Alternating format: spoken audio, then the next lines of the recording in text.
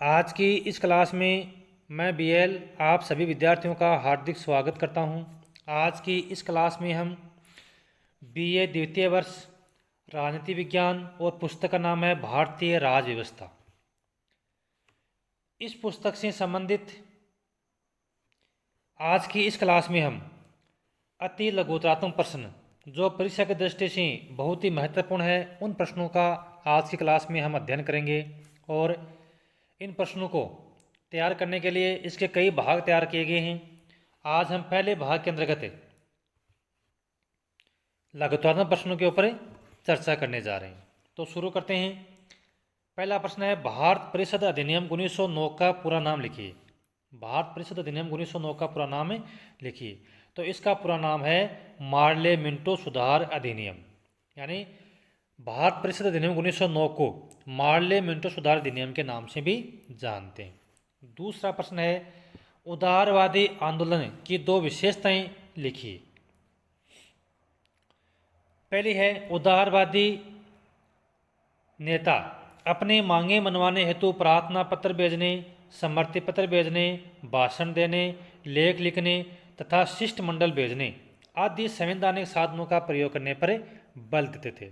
तो एक तो इनकी ये थी विशेषता कि वे अपने जो बात है वो मनवाने के लिए प्रार्थना पत्र भेजना, सम्मति पत्र भेजना, भाषण देना, लेख लिखना और शिष्टमंडल भेजना, इन साधनों का प्रयोग करते थे। दूसरी बात है कि उदारवादी कर्मिक राजनीतिक सुधारों के मार्ग पर आगे बढ़ते हुए ब्रिटिश शासन के छत्रछाया में प्रतिनिधित्वात्मक संसदीय संस्थाओं की स्थापना चाहते थे।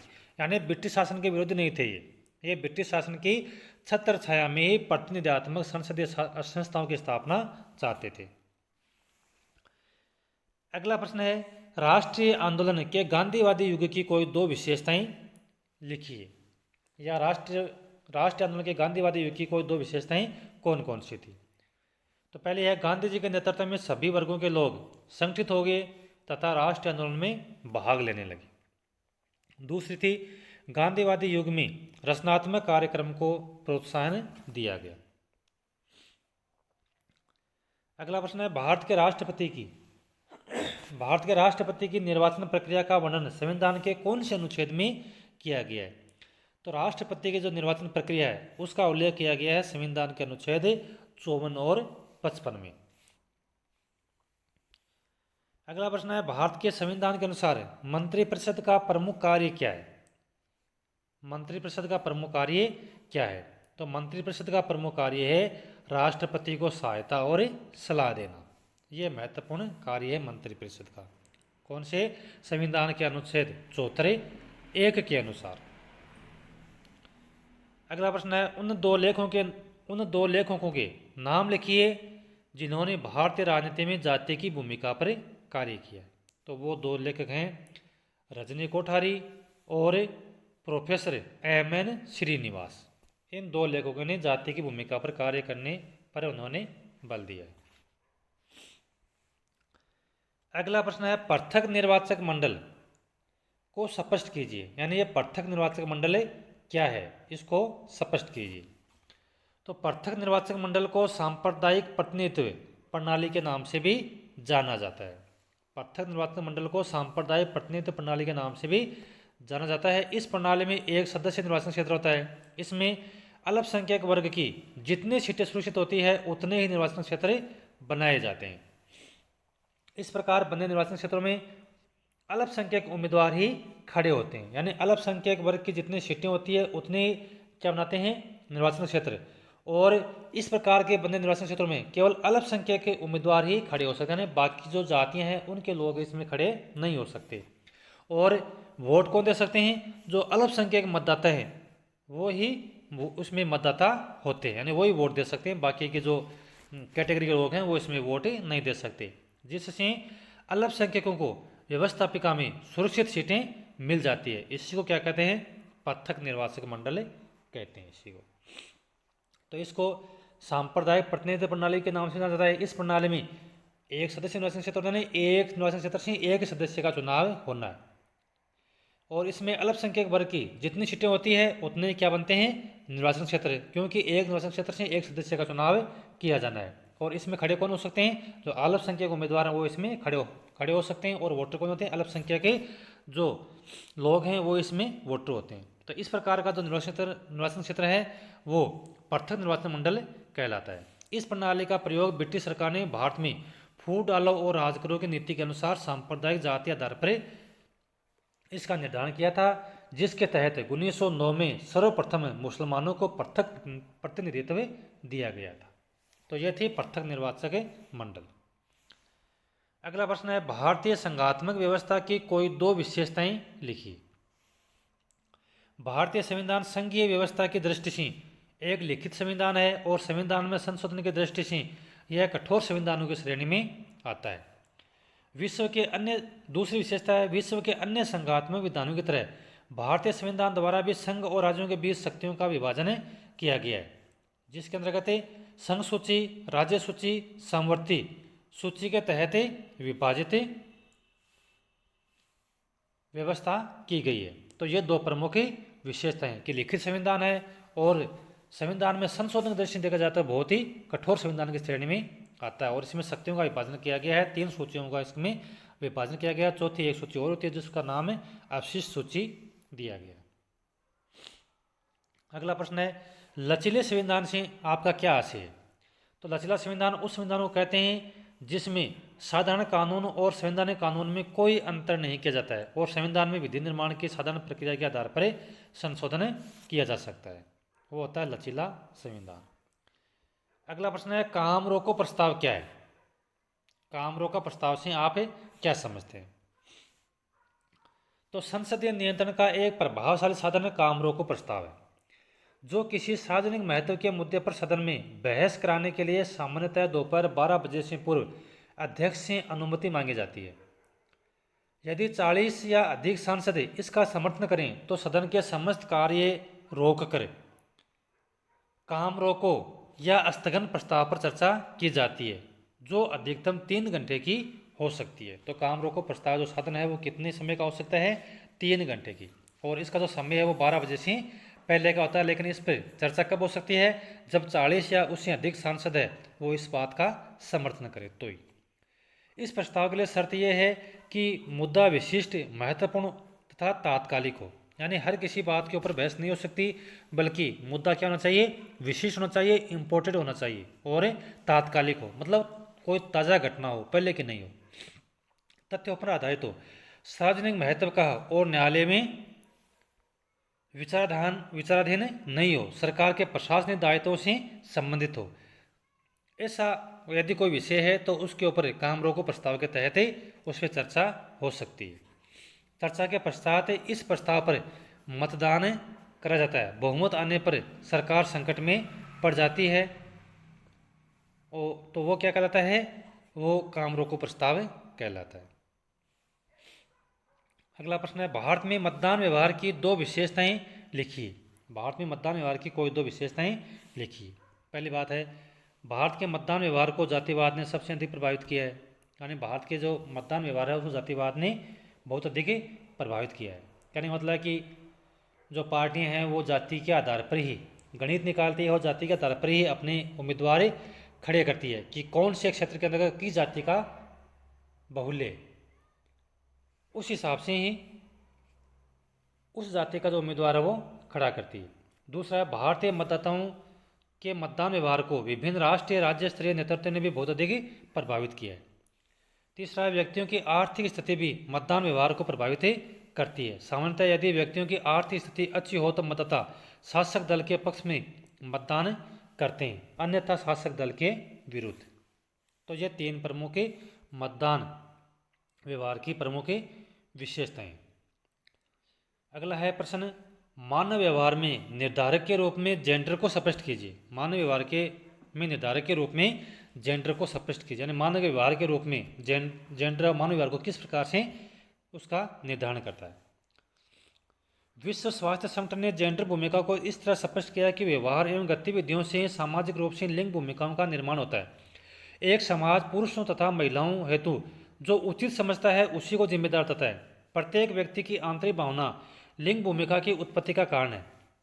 लिंग भूमिकाएं आमतौर पर व्यवहार तथा अभिव्यक्ति की स्वतंत्रता को प्रतिबंधित करती है। या भेदभाव के लिए एक आधार के रूप में इसका प्रयोग किया जाता है। लिंग भूमिका के कारण कई राष्ट्रों की महिलाओं को मतदान के अधिकार से वंचित रखा गया है।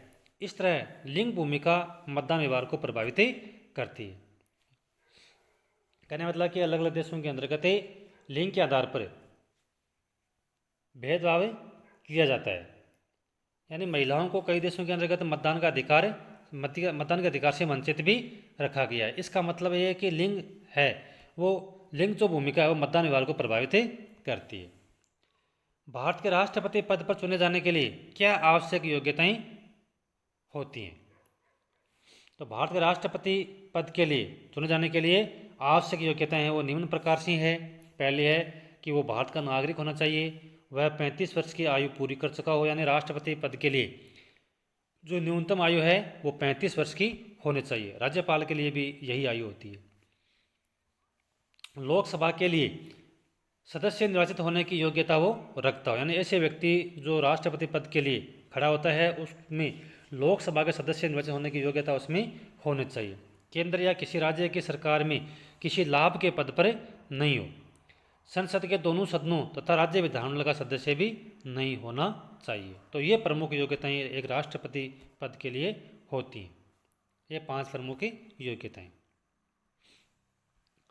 अगला प्रश्न है, भारत में न्यायिक पुनरावलोकन की प्रकृति की विवेचना कीजिए। भारतीय संविधान द्वारा सर्वोच्च न्यायालय को न्यायिक पुनरावलोकन की शक्ति प्रदान की गई है। यानी भारतीय संविधान के द्वारा जो न्यायिक पुनरावलोकन की शक्ति है वो सर्वोच्च न्यायालय को प्रदान की गई है। फिर भी यहाँ न्यायिक सर्वोच्चता के स्थान पर संवैधानिक सीमाओं के साथ विधायी सर्वोच्चता को स्वीकार किया गया है। सर्वोच्च न्यायालय को ऐसे नियम रद्द करने का अधिकार है जो संवैधानिक सीमाओं के प्रतिकूल है।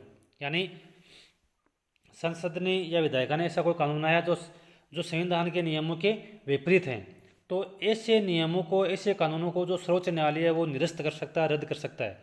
तो इस प्रकार की जो शक्ति है सर्वोच्च न्यायालय की उसको क्या कहते हैं?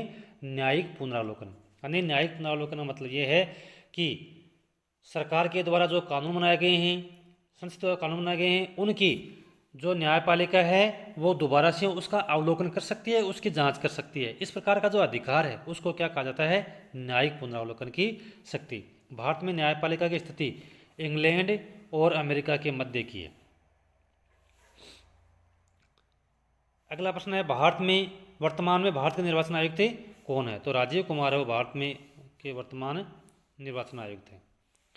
गर्मपंथ से जुड़े 2 नेताओं के नाम लिखिए, या भारतीय राष्ट्र आंदोलन के किन्हीं